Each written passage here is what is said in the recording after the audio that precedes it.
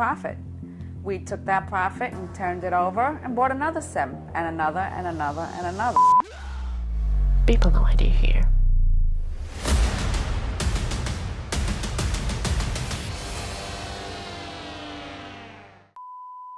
What's up, guys? It's Jason here, and welcome to my YouTube channel, Second Life Insight.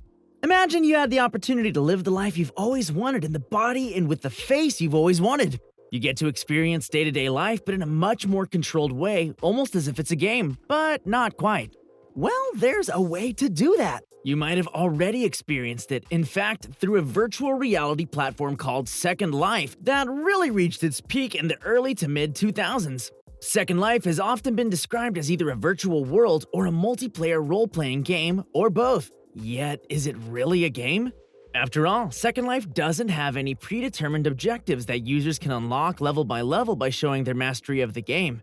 In that way, Second Life seems as a real life in the sense that there is no way to win, just things that you want to do and places to see as your avatar. As the spokesperson of Linden Lab, the company that created Second Life, puts it, there is no manufactured conflict, no set objective. It's an entirely open-ended experience. In a marketplace increasingly crowded with options for entertainment, Second Life is certainly niche and part of a goalless sandbox genre. Yet even in that genre, it's lost its monopoly to inroads made by competitors such as The Sims.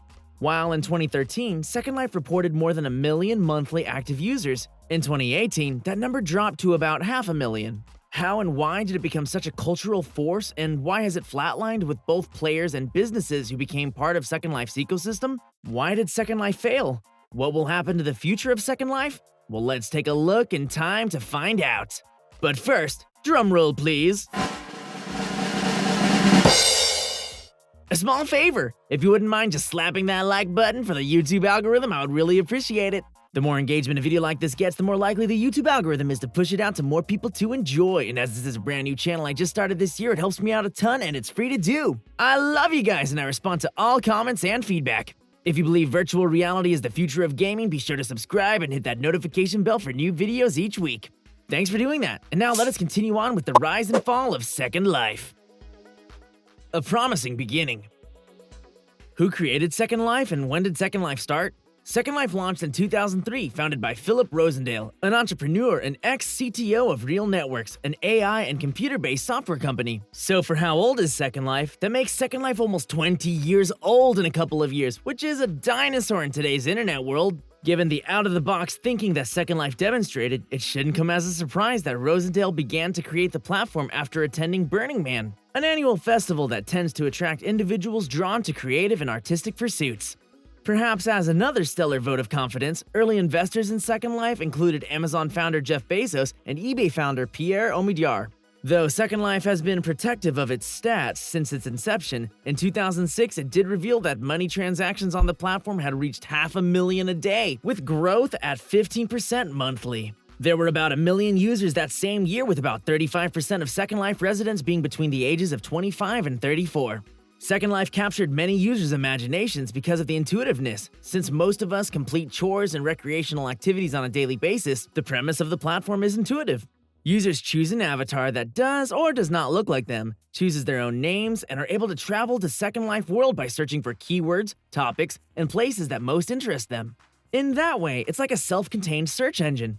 Users can roam about Second Life's world for free, yet just as in real life, we can exist for next to nothing. While upgrading our lives costs money, so it goes in Second Life. To get more choices about how they live in Second Life, users need to upgrade to a premium membership plan that charges $9.95 monthly to receive a weekly stipend of 300 Linden dollars, the currency specific to the platform. Sounds like Second Life was way ahead of the cryptocurrency game looking back, right?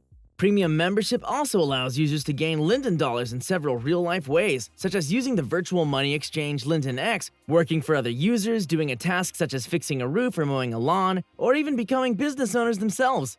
Linden dollars lets users buy cars, homes, and subscribe to magazines written by other Second Life users. Considering that one real-life dollar translates to 250 Linden dollars, one of the appealing traits of Second Life is easy to understand. It's easier to get the high life on the platform than in real life. One standout case of someone making it big from Second Life is Alan Groff, known online as Anch Chung, the first user who has converted $1 million real-life dollars from Linden dollars. Since June 2004, Chung has slowly built a real estate empire by building and developing land with their space known as Dreamland. Essentially, Chung has made money by zoning different areas of Dreamland and functioning as a de facto department of housing for her areas. While she is a rare case of someone truly earning enough money to live on from Second Life, she has nonetheless become a true entrepreneur, employing a team of 80-plus programmers and graphic designers to continue developing and expanding Second Life. As a real estate developer, she's even helped organizations such as LifeChurch.tv build their Second Life presence. That's pretty amazing and proves when there's a will, there's a way. Appeal to individual players and companies. For individual players, the appeal of Second Life ranges from entertainment and companionship to actually making money that can be used in real life. As mentioned earlier, at its peak, Second Life saw 1 million active users, partially because of that one-stop-shop convenience of being able to sit in front of your computer and chat with any of the 10,000 users on at the same time as you, and generally be as unconventional as you wish. For instance, Wagner James Au, who heads a blog about Second Life, notes that it also appeals to users because of the liberal nature of its user-generated content. In particular, its sexual content ranks highly as half of the most popular locations in Second Life are adult-rated, most of them advertising what they offer in the actual location names, such as Chained Desires. Like most entertainment then, Second Life offers a bit of escapism for individuals who enjoy the anonymity and total control that the platform provides. In 2006, about 30 companies were active on Second Life, going where consumers seems to be flocking by making their brand visible on the island. Companies like Nissan or partnering advertising agencies could buy a branded island for $195 monthly and a one-time upfront fee of $1,250. In the case of Nissan, for example, the company would have its programmers feature products of its choosing on the island, as well as create billboards and other promotional materials that could help the brand maintain brand recognition. Other companies that advertised on Second Life during its heyday included Nike, Amazon, and Reebok. Companies like IBM and hotels like Starwood Hotels and Resorts got even more creative, with the former having a Second Life reunion, while the hotel chain had an indie musician Ben Folds open on Second Life to announce the opening of Aloft, the digital prototype of its latest hotel. You know Ben Folds, the guy who wrote all the music in Over the Hedge, like my personal favorite. All of them! They're too good to decide! Anyways, even news outlets were getting in on the action, with both CNET and Routers having Second Life reporter avatars providing updates on the latest virtual current events. Though return on investment might be difficult to quantify for brands buying islands on Second Life, that virtual real estate cost is significantly smaller than the media budget typically required for billboards and TV spots, with billboards in New York City, for instance, ranging in the hundreds of thousands just in 2006. Some might consider this the rise and fall of virtual reality retailing. Slowing growth. Is Second Life still popular? While it was all the rage from its inception to about 2013, Second Life's monthly active users have just about halved, having devolved to about 500,000 to 600,000 monthly active users, depending on your source, and about 300,000 users who register and try it only once. The slowing growth could be attributed primarily to having more and more competitors, not only in the gaming space, but also the rise of social media as well. Most notably, the sandbox genre became more heated with the continued popularity of The Sims, a virtual platform where individuals could build and continuously decorate their homes. It became so popular that it was the best-selling PC game from 2001 to 2003 until its sequel, The Sims 2, took over that spot. Other multiplayer, more traditional games, such as World of Warcraft, also came out in 2004. In comparison, while Second Life reached its peak of registered users at 1 million, by 2014, World of Warcraft reached its peak of registered users at 14 million, and by 2017, its revenue exceeded $9 billion.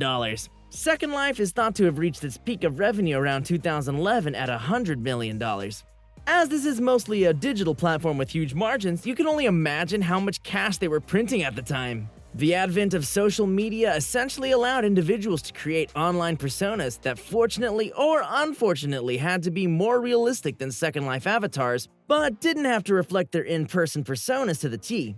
Facebook launched in 2004 and quickly became the go-to middle ground between the all-out fantasy world of Second Life and meeting and befriending people in person. From 2004 to 2007, Facebook grew from 1 million to about 350 million users. More millennials were either splitting time between Second Life and Facebook and other platforms where they could easily chat with quasi-friends and check on classmates, long-lost acquaintances, and anyone else of interest. Possibly most significantly though, Second Life might have been too ahead of its time in its entirely user-generated meets video game concept. Its novelty, especially among millennials, helped it scale quickly, but not securely. Controversially, in 2018, one of Linden Labs' employees claimed a lawsuit that customers' payment information was not securely stored. And more alarmingly, users were engaged in bad illegal behaviors of users' avatars that resembled children. The lawsuit accused Linden Labs of unfairly dismissing the employee who raised the concerns. Though the incident wasn't widely publicized as Twitter and Facebook's fake news and privacy issues, it was one sign of Second Life's inability to patch up issues that have finished off other companies. COVID-19, a slight pickup. So, what's going on with Second Life in 2021? Not surprisingly, the quarantine that the height of COVID required actually gave Second Life, well, a second life. Ba-doom-psh. Since April of last year, Second Life's CEO reported that they saw a 60% increase in user registrations, and even a 10% lift in recurring users, with an easily visible correlation between user activity upticks and countries that impose stricter lockdowns. The renewed interest in Second Life spurred an intra-company push to introduce new features such as virtual world book tours. Whether or not Second Life managed to attract higher acquisition and engagement because of those world book tours and other novelties has been left to the imagination, as the virtual world hasn't hit the headlines recently. It may be a sign that Second Life is perhaps still most attractive to its hardcore users, with more casual users being more attracted to it when they're most interested in escaping the day-to-day grind for virtual fantasies. Lessons to be learned. Recap. If there are any lessons to be learned from Second Life, it's based on the assumption that you believe a niche product can be scalable. Possibly one reason that Second Life never took off to the extent of World of Warcraft is that it's too meta. If not so, how could the success of its most similar competitor, The Sims, be explained? Rather than Second Life being too niche, maybe it's that Linden Labs hasn't been able to strike the balance between keeping the platform freewheeling enough to retain its most loyal users and reining in the risque and sometimes illegal fringe users. Linden Labs' inability to do so led to Second Life gaining a reputation for having a lot of virtual sexual content, much of which can be considered niche. At the moment, Second Life has about 118 adults-only areas that can be explored. They range from the Keyhole Club and Motel for your inner voyeur, and Temptation's Adult Resort. The numbers and easy accessibility of the adult areas make Second Life seem like a shady place to tell your friends and family that you log into. Its management's unwillingness to do damage control and remedy the complaints that its former employees leveraged probably didn't help the platform as well. It's possibly one of several reasons that these days, many millennials would probably recall The Sims when asked about a virtual simulation game, but truth be told, they may not be playing either. Second Life had a meteoric rise, plateau, and then a fall. What's the future of Second Life? Is this the end of Second Life? I doubt it. Let's see what happens to Second Life as the world begins its long recovery from COVID. So with that said, thank you so much for watching my video. There was a significant amount of research and production that went into making this video possible. As this is a brand new YouTube channel I just started this year, if you enjoy videos like this, please click the subscribe button and hit that notification bell. If you haven't seen already, check out my video on the rise of OnlyFans or the rise and fall of Philadelphia. As always, stay happy and healthy and stay tuned for another episode of Company Insight next week.